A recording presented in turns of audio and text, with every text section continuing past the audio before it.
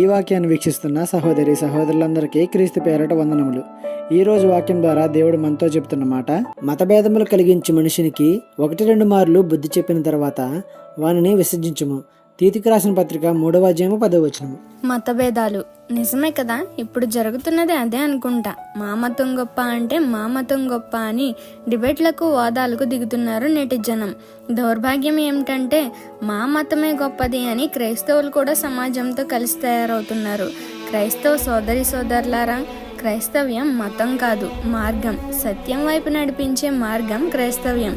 నిత్య జీవాన్ని తెలియపరిచే మార్గం క్రైస్తవ్యం. కాబట్టి మనతోనే ఉంటూ కొందరు భేదాలు సృష్టించడానికి తయారవుతూ ఉంటారు.